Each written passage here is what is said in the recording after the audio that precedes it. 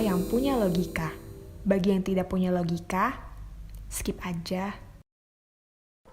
Kali ini saya akan bicara tentang betapa berbahayanya memahami agama secara sempit. Memahami agama tanpa akal sehat bisa menghancurkan hidup bukan hanya diri sendiri, tapi juga keluarga, istri, suami, anak-anak. Saya ingin bicara tentang fenomena hijrah. Saat ini semakin banyak kita mendengar kampanye hijrah. Yang menjadi model dari keberhasilan hijrah adalah para artis terkemuka yang meninggalkan dunia keartisannya.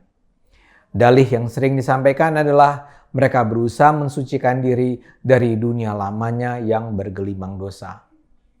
Beberapa nama artis terkenal karena kehijrahannya adalah Uki Noah, Arie Untung, Teguh Wisnu, Irwansyah, Ricky Harun, Roger Danuarta, Sakti Sheila on Seven, Zakia Sungkar, Shirin Sungkar, Dimas Seto, Primus Justisio, Jihan Fahira, Dude Herlino, Alisa Subandono, dan mungkin sejumlah lainnya. Mereka seperti memutus hidup dari masa lalu yang kelam.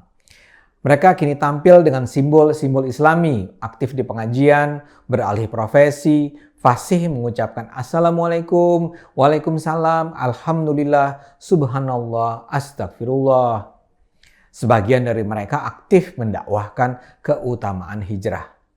Dan mereka dengan meyakinkan menyatakan setelah mereka memutuskan untuk berhenti dari profesi keartisan, rezeki tetap mengalir deras. Mereka bahkan lazim menampilkan kekayaan yang mereka miliki. Dengan kata lain, mereka ingin menunjukkan bahwa bila umat Islam memutuskan untuk berhijrah dari masa lalunya yang ternyata diketahui bertentangan dengan perintah Allah, sebagaimana yang diajarkan para ustadz mereka, Allah akan menjamin kesejahteraan mereka. Mereka seperti menunjukkan mereka rela meninggalkan dunia hiburan yang menyenangkan dengan menawarkan kekayaan berlimpah demi mendapat keridhaan ilahi.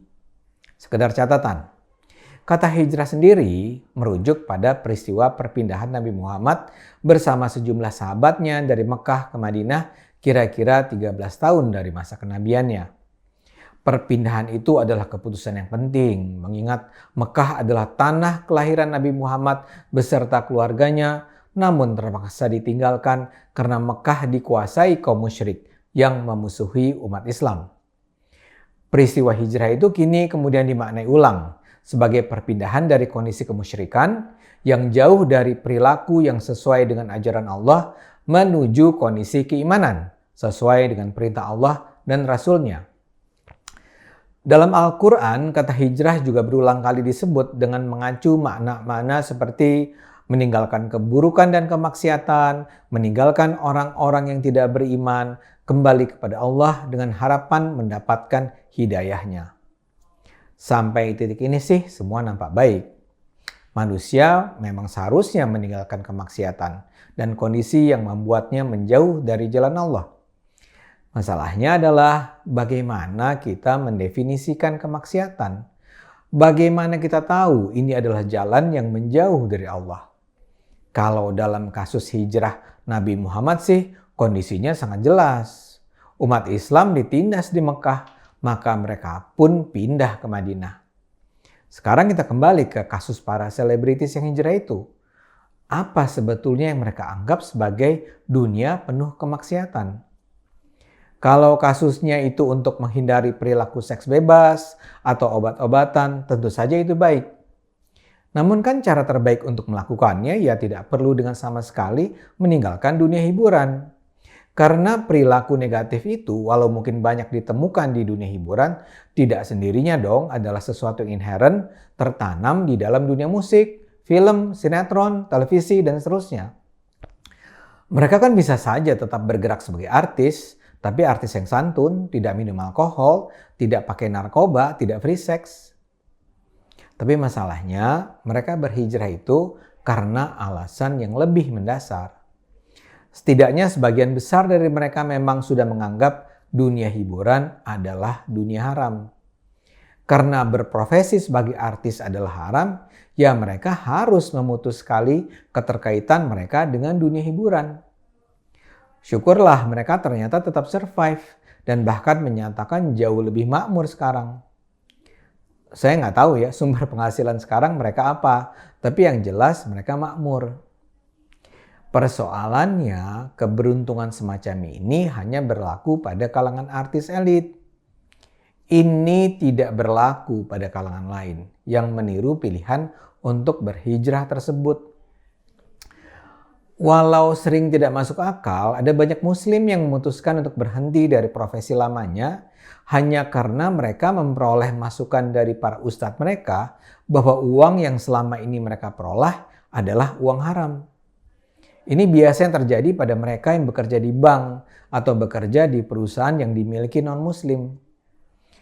Mereka juga termakan dengan gagasan bahwa Allah akan menjamin rezeki pada mereka kalau mereka berani mengambil keputusan untuk berhijrah walaupun itu terasa pahit. Namun, kini mereka dengan pahit harus belajar bahwa janji Allah itu hanya berlaku pada mereka yang berakal. Yang tidak berakal, ya tanggung sendiri akibatnya. Saya memperoleh rangkaian cerita memprihatinkan tentang efek hijrah berikut ini dari sebuah akun Facebook. Saya sudah mendengar cerita serupa dari banyak sumber, tapi kali ini saya sampaikan ulang saja cerita-cerita yang termuat di FB tersebut. Sebagai catatan, semua penutur cerita ini menyajikan nama asli mereka, sehingga saya merasa yakin ini bukan cerita-cerita karang-karangan saja. Salah seorang penulis bercerita tentang keponakannya yang bergaji 20 juta rupiah, tiba-tiba saja resign. Sekeluarga shock. Alasan si ayah, uang itu uang haram. Anaknya 2, balita. Sekarang si ayah usaha sendiri, jualan makanan. Mengaku laris, tapi hasilnya nggak ada. Anak-anaknya tidak boleh diimunisasi. Kalau sakit, tidak boleh dibawa ke dokter. Penulis lain berkisah tentang sepupunya. Suami istri bekerja di 2 bank BUMN berbeda. Keduanya resign setelah ikut pengajian. Ketika masih kerja, si istri rutin membantu ibunya yang janda. Setelah resign, suaminya nge-grab. Sekarang kabarnya sudah nganggur. Mereka sama sekali sudah tidak mampu membantu ibunya. Sepupu dan suaminya itu sudah berpakaian serba hitam. Ada pula penulis yang bercerita tentang kawannya seorang manajer di bank BUMN yang resign setelah mengikuti pengajian eksklusif.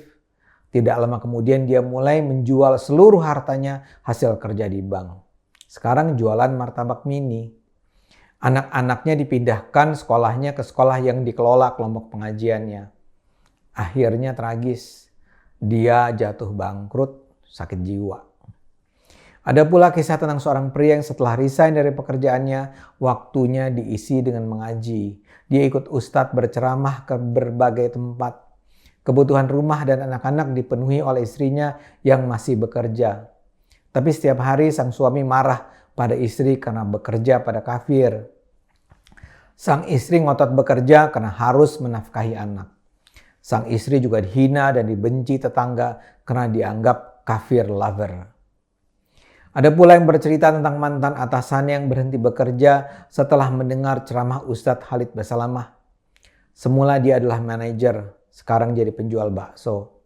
Teman saya yang lain semula bekerja di marketing, tapi kemudian berhenti setelah tahu bahwa modal perusahaan diperoleh dari pinjaman bank. Seorang penulis juga bercerita tentang adik iparnya yang berhenti bekerja setelah rajin ikut pengajian. Sekarang hampir seluruh waktunya dihabiskan di masjid. Nafkah untuk anak istri stop sama sekali. Dia percaya rezeki akan datang dari Allah.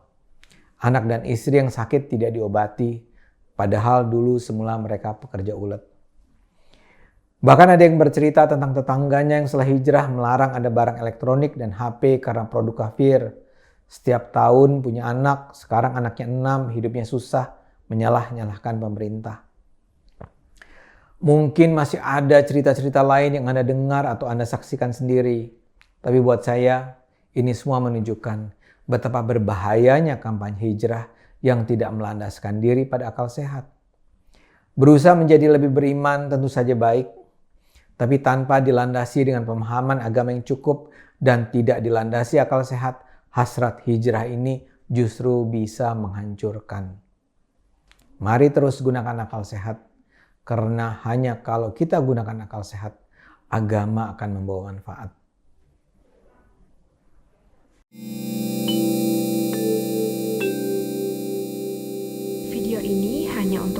yang punya logika. Bagi yang tidak punya logika, skip aja.